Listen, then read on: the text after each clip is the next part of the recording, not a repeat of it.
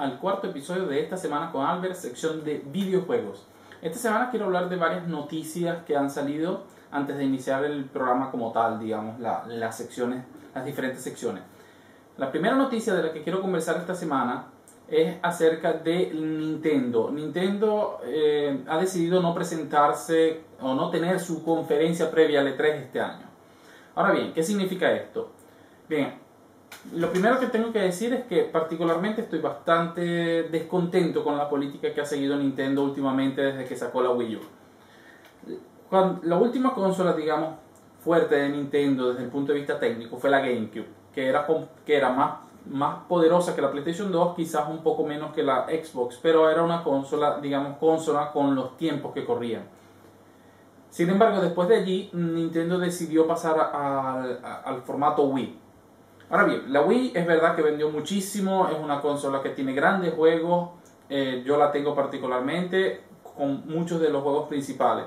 Sin embargo, muchos de sus Nintendo apenas hace un año y medio prácticamente ya había abandonado la Wii. La Wii nació y se vendió en cantidades industriales, es cierto, se vendió muchísimo, pero para mucha gente que no se dedica a los videojuegos, sino que encontraron en la Wii una especie de juguete. Los que eran, digamos, hardcore fans o los que se esperaban juegos de gran calibre, sí, los tuvieron, es verdad. Nintendo siempre apoya sus consolas con juegos como Zelda, y para la Wii tuvimos dos Zelda, el Twilight Princess y el Skyward Sword. Tuvimos un gran Super Smash, los Mario Party, si los quiere considerar dentro de la línea hardcore de Nintendo, no, pero estaban allí. Tuvimos Donkey Kong Country Returns, tuvimos el Metroid Prime 3 y también tuvimos la conversión de los dos primeros juegos versionados para Wii, pero faltó muchísimo apoyo de la third party. Muchos de los juegos que salieron eran juegos de malísima calidad. Un juego, incluso no recuerdo su nombre ahora, que era una foto y lo único que hacían era moverse gallinas en la pantalla y tú les disparabas, y eso era todo lo que había que hacer en el juego. Pues bien, Nintendo vendió muchísimo, y hace un año más o menos anunció la Wii U y la sacó y todo el cuento, pero ahora la Wii U está en una posición donde no tiene todavía grandes juegos. Un año después, yo diría que no son más de 10 los juegos que puedes decir que son buenos en la Wii, incluso en la Wii U, incluso menos. No sé qué estaba pensando Nintendo con este formato nuevo para la consola. No es que la idea sea mala, tener dos pantallas, etcétera, etcétera, pero creo que equivocó el camino de la Wii U. Ahora bien, ¿por qué digo que no estoy de acuerdo con eso? No estoy de acuerdo con la política de Nintendo actual, porque me parece que uno está sacando muy pocos juegos, los third parties no le están dando el apoyo suficiente, y a diferencia de lo que pasó con la 3DS, no han bajado aún el precio de la Wii U. Supongo que están esperando que salga la nueva generación y de ese modo combatirla. Sin embargo, creo que deberían ir generando más hype en los jugadores y colocar la consola ya a un precio más bajo, con un par de juegos de alto calibre al menos disponibles. Porque el Super Mario que sacaron no es más que un Super Mario en HD, ni siquiera es 1080, es 720. Sabemos que la consola no tiene la potencia que van a tener las consolas nuevas, y es aparentemente solo un poco superior a las actuales. Así que Nintendo tiene que jugárselas muchísimo y mejorar muchísimo la situación. Ahora bien, lo cierto es que Nintendo anunció que no haría la conferencia de prensa previa al E3 que normalmente hace, y muchos fans se molestaron aún más y declararon que la consola ya estaba muerta. Yo creo que el movimiento de no estar en el E3 es inteligente. Seamos sinceros, no hay manera que Nintendo pueda tener porque las conferencias de E3, una vez que se dan, están siempre evaluadas, se les da puntuación, a ver quién fue mejor, quién la tiene más grande, etcétera, etcétera. Pero ¿de qué manera puede competir Nintendo con el anuncio de dos sistemas nuevos? Tenemos por un lado PlayStation 4 y por el otro la Xbox Next, que creo que se presentará en mayo 20, se hará ya una presentación oficial. No se llama Xbox Next, la llamé yo así, no sé cuál será el nombre final. Pero lo cierto es que Nintendo no tiene manera de competir con estas dos, y haga lo que haga siempre va a salir perdedora, y eso podría oscurecerla, apañarla aún más. Por lo que desde mi punto de vista el movimiento de no presentarse en el E3 con una conferencia previa es bastante inteligente, al menos por este año. Espero que no sea una reiterativo en los años sucesivos y que en los años sucesivos pues vengan a hablar ya teniendo consolas sentadas de los juegos, que es lo que debe hacer Nintendo, hablar de los juegos porque su consola ya está en el mercado, las otras dos tienen una consola que presentar con nuevas funciones y a partir del E3 del próximo año no tienen funciones nuevas que presentar, no tienen aparatos nuevos, sino juegos, y ahí es donde Nintendo se puede volver a lucir. Así que desde mi punto de vista, al menos esa decisión de Nintendo es bastante acertada, a pesar de que está cometiendo muchos, desde mi punto de vista, muchos errores. Y la Wii U es la primera consola de Nintendo que aún no compro y estoy esperando algún motivo. Seguramente será un Zelda o un Mario en 3D bien hecho. La segunda noticia que quiero hablar de esta semana es acerca de que salió ayer el tráiler nuevo de Grand Theft Auto 5. Salieron los 3 trailers de cada uno de los personajes. Creo que se llaman Michael, Clark y les digo porque honestamente no recuerdo los 3 nombres y eso es por un motivo muy sencillo. Trevor, Franklin y Michael son los nombres de los 3 personajes. Y cada uno presenta unas ideas completamente distintas. Por ejemplo, en el caso de Michael, vemos que es un multimillonario que está aburrido con su vida y creo que, por lo que el tráiler te explica, se dedica un poco a la parte mafiosa del asunto para, no sé, como para darle un poco de vida,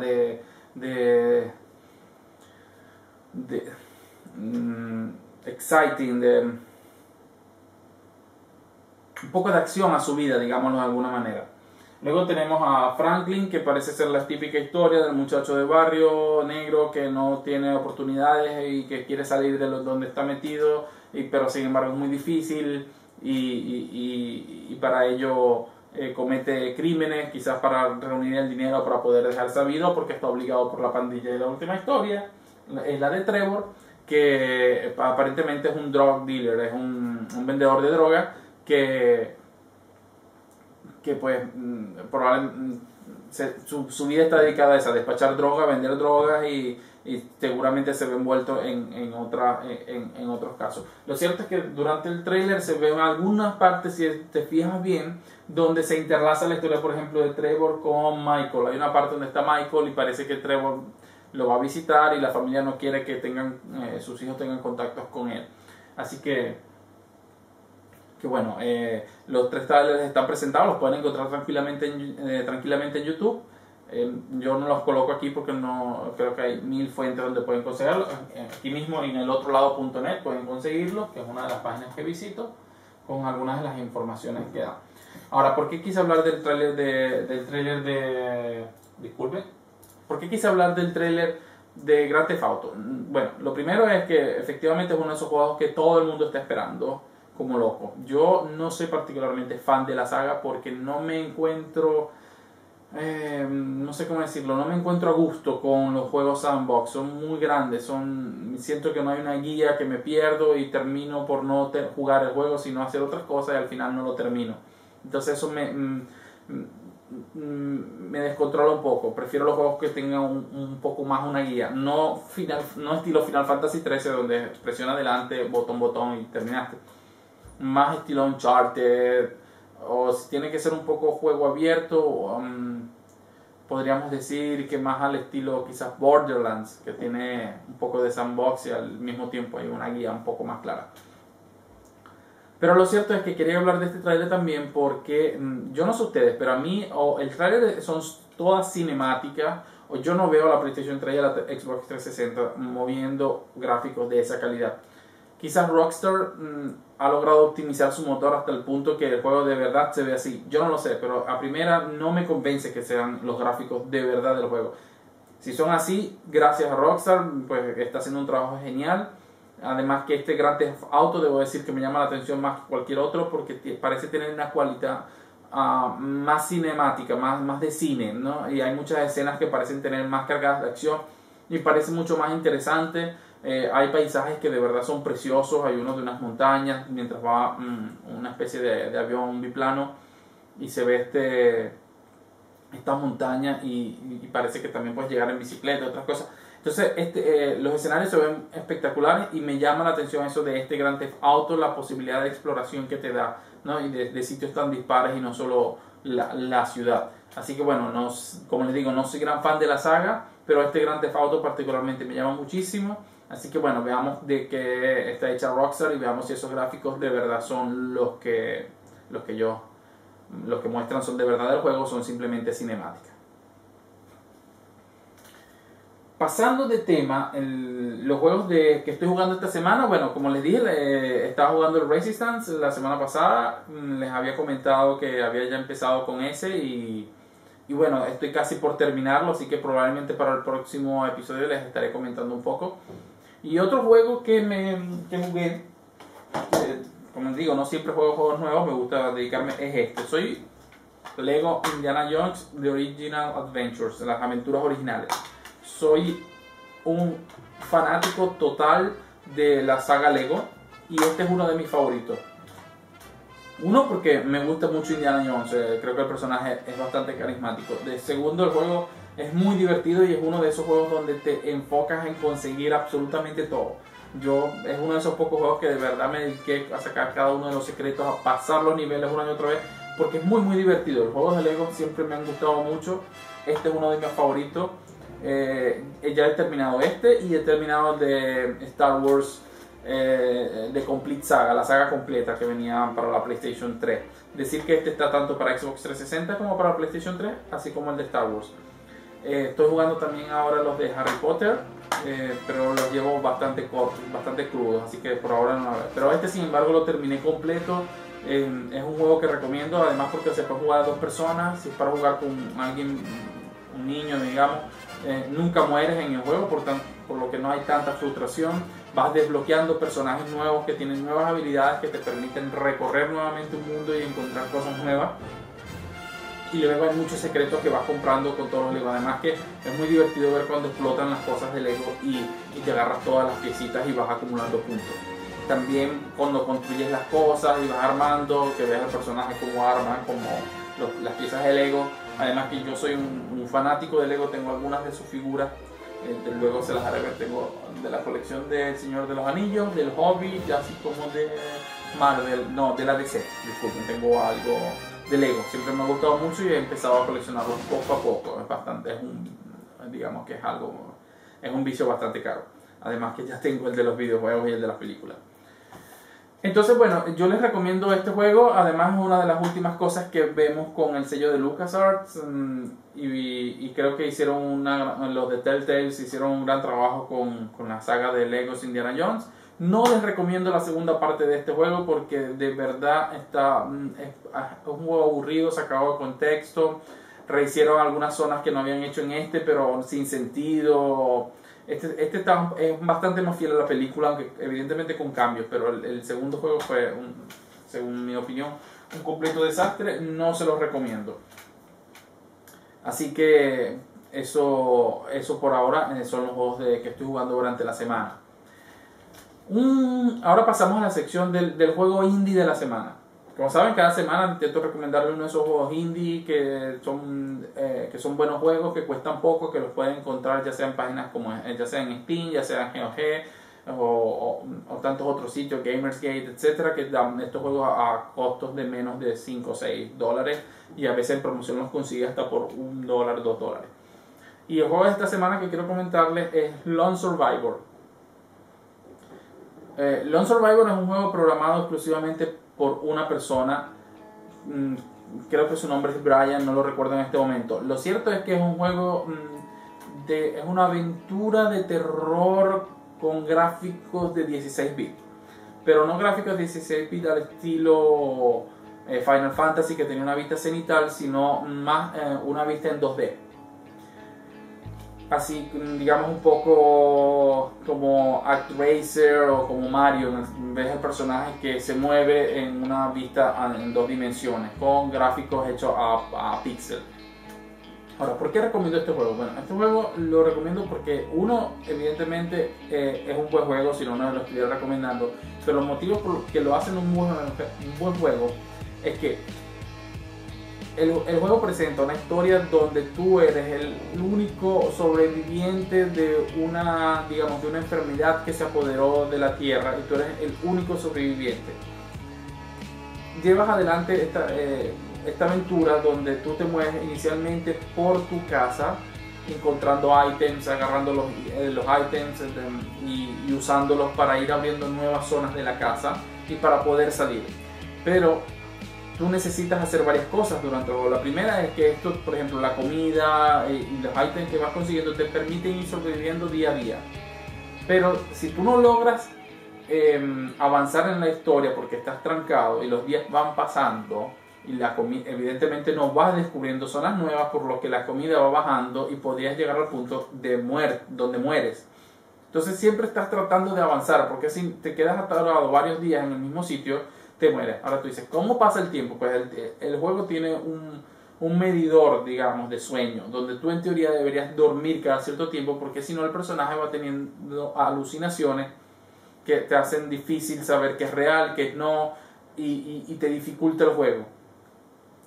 Entonces, ¿cuál es la idea? La idea del juego es, uno, ir avanzando en la historia a medida que vas encontrando y logrando abrir nuevas secciones del juego usando los ítems que vas encontrando, pero al mismo tiempo tratar de hacerlo en un tiempo bastante, digamos, breve, porque si no te quedas atascado varios días en una misma sección, vas consumiendo tu comida, vas teniendo que pasar hasta que llega un momento en que no habiendo secciones nuevas, mueres, porque no tienes comida, evidentemente. Entonces es una mezcla interesante de Silent Hill, porque es de terror, pero al mismo tiempo es un survival horror de verdad, en el sentido de que tienes efectivamente que sobrevivir. No es que te puedes quedar en un cuarto, esperar allí y pasar 4 horas y no hacer nada. En este tienes que siempre estar en movimiento buscando las nuevas zonas. Y esto lo hace más desesperante, porque no te quieres quedar atascado. No es solamente el hecho de que están los monstruos afuera, de que estás solo en una casa, de que estás todo oscuro, de que tienes miedo, sino de que no puedes simplemente encerrarte. Entonces, por eso es que Lone Survivor es uno de esos juegos que tú puedes terminar, si sabes qué hacer, en 4 o 5 horas. No es muy largo, pero la primera vez que lo juegas te va a tomar mucho más tiempo tratando de averiguar cómo hacer las cosas. Todos los días necesitas ir a dormir porque si no tienes alucinaciones, aunque hay pastillas que te permiten alargar el tiempo. Por ejemplo, te deberías dormir, pero consigues una pastilla contra el sueño y esto te alarga un poco el tiempo antes de que tengas que dormir. Y esto tienes que saberlo dosificar, así como la comida. Por ejemplo, habrá momentos donde tendrás que comer poco para mantenerlo mínimamente vivo para avanzar y encontrar otra zona. Y habrá otros momentos donde podrás llenarte a plenitud. Explicar el estilo gráfico, como dije, es una especie de 16 bits.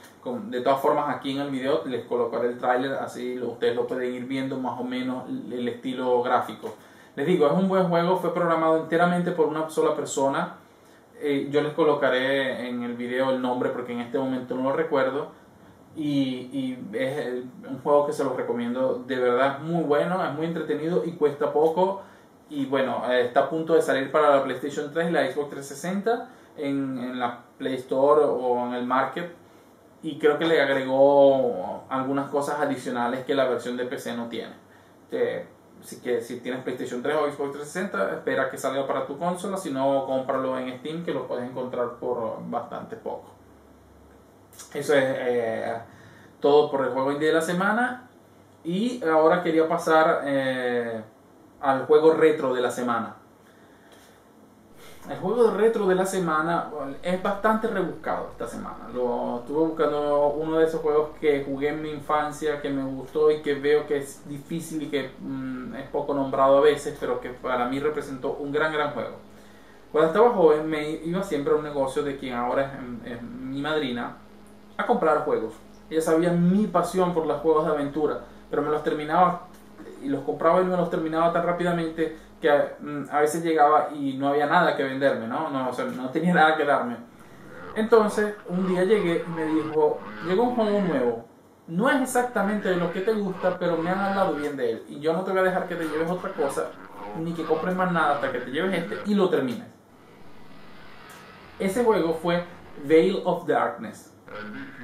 Debo decir que si no me equivoco ocupaba 3 disquetes y no era muy grande, ya había tenido juegos de 5, 6, 7 disquetes y decía, bueno, 3 disquetes, veamos qué tal es, ¿no? La verdad no sabía qué esperarme, porque ya sabía mi estilo de juego. Lo instalé y me di cuenta que la presentación era muy bonita, de hecho tenía una parte hablada, era en español el juego, también está la versión en inglés evidentemente, pero el juego que ella me dio estaba en español, no manejaba bien el inglés para la época.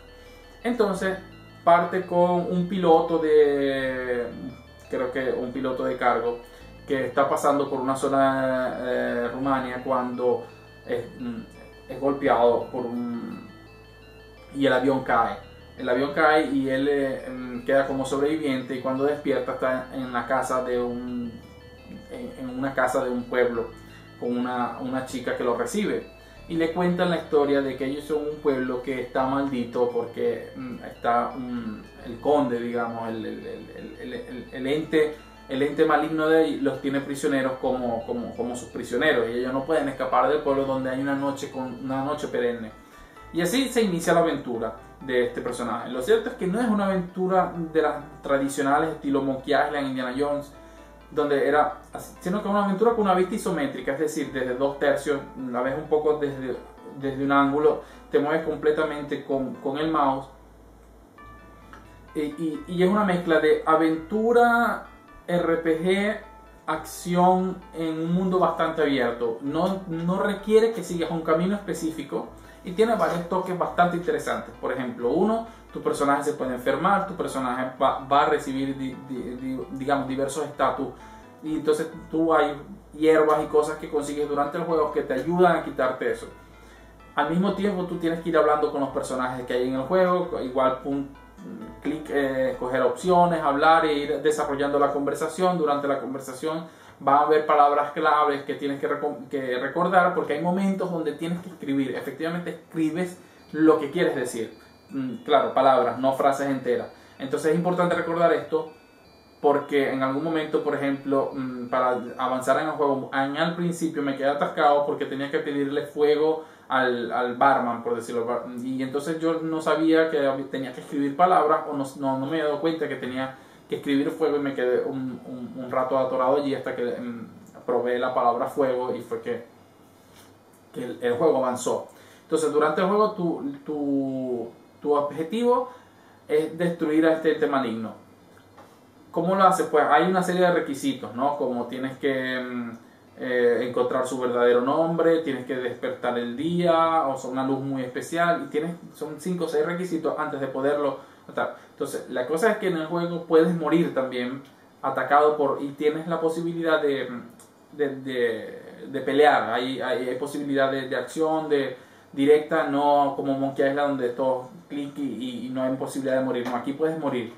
Llevas los objetos que llevas en tu inventario es limitado, y llega un punto en que no puedes cargar nada más a menos que consigas una especie de bolsa donde puedas agregar aún más cosas. Entonces el juego salió para el año 1993 y la verdad es que fue muy buen juego. A mí me gustó mucho, la aventura estuvo bien hecha, era un juego bastante largo, era difícil, pero era bastante tenebroso, tenía muchas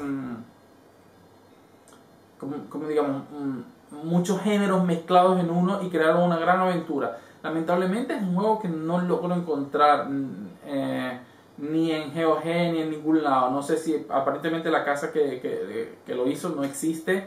No sé, leí que digamos, todos los juegos los había comprado la Ubisoft, pero de este juego no se ha dicho nada más, quedó así, y no sé si los derechos los tiene alguien. Sé que hay una página, yo no estoy a favor, no estoy diciendo vayan y descarguen el juego, no sé en qué estatus está, pero hay páginas donde se puede conseguir, como Abandonia, por ejemplo, que está de hecho en la Wikipedia del juego, por lo que creo que efectivamente el juego debe estar en un estatus de abandonware total, pero abandonado, que ni siquiera hay mucho interés en recuperar los derechos o usarlos para nada. Así que bueno, no sé, cada quien vea si lo quiere conseguir así, si quiere esperar que GOG lo coloque en venta, o no sé de qué otro modo. Yo lo conseguí en su momento, hace muchos años, de hecho en el 93, eran 3 discos si no me equivoco, y de verdad fue un gran juego, lo recomiendo. Veil of Darkness, excelente juego. Para finalizar, habíamos quedado en que cada semana intentaría hablar de una aventura gráfica. La próxima semana intentaré hablar de una aventura gráfica nueva, de manera de mezclar un poco las viejas aventuras con las nuevas, pero la aventura gráfica de esta semana que quiero hablar es otro clásico de LucasArts, que fue The Dig. The Dig fue una de las... salió ya en el ocaso de las aventuras gráficas de LucasArts. Venía en CD, que me recuerdo que no todo el mundo tenía la capacidad no tenía CD para la época. Era un formato relativamente nuevo, costoso, al menos desde el punto de vista del hardware. Sin embargo, The Dig es un juego que valía absolutamente la pena. Lo primero es que la historia de The Dig inicialmente había nacido como una película y creo que quería filmarla Steven Spielberg, pero por los motivos de costos y temática y lo difícil que hubiera sido llevarla al cine para la época, se habló con su amigo George Lucas y decidieron hacerla una aventura gráfica. Y creo que hay que agradecer muchísimo esta decisión, porque es una de las aventuras gráficas más bonitas que recuerdo de LucasArts. Es un poco diferente a todas las aventuras, uno por la temática, es bastante más adulta. Se trata de un meteorito que encuentran que tiene 100% de posibilidades de chocar contra la Tierra. Y en ese momento se prepara un grupo de astronautas que deben ir a intentar desviar el meteorito. Este grupo de astronautas se prepara, es enviado al meteorito, y cuando llegan al meteorito son transportados como a una especie de a otra dimensión, donde se dan cuenta de que en realidad son los restos de una civilización antigua que estuvo mucho tiempo antes allí, y empiezan a un poco a descubrir lo que la trama es interesantísima, tiene mucha intriga, van ocurriendo muchas cosas durante la historia, es bastante filosófica, la música es excepcional, es muy tranquila, tiene una aurea particular, de verdad que gráficamente para la época era hermoso, aunque siempre mantuvo, por algún motivo, todavía no habíamos querido pasar a la Super VGA 640x480, sino que siguen utilizando como resolución 320x240. Aún así explotaron al máximo las posibilidades que daba eso. Supongo que lo hicieron por un motivo de permitir que la mayor cantidad de gente posible pudiera jugar este juego. Y les digo, The Dig fue uno de esos juegos, digamos, como dicen en inglés, la Swan Song, la canción del cisne o la canción de despedida de LucasArts. No fue la última, pero sí ya era uno de los últimos vestigios de aventuras gráficas que había. Yo recomiendo absolutamente The Dig porque tiene una historia muy adulta, el juego es muy interesante, no es particularmente largo ni difícil, pero si te gustan las aventuras de ciencia ficción, si te gustan las historias y te gusta LucasArts, creo que esto combina perfectamente cada una de las tres cosas. Así que si tienes el tiempo, la oportunidad, consíguelo. No sé dónde está disponible en este momento.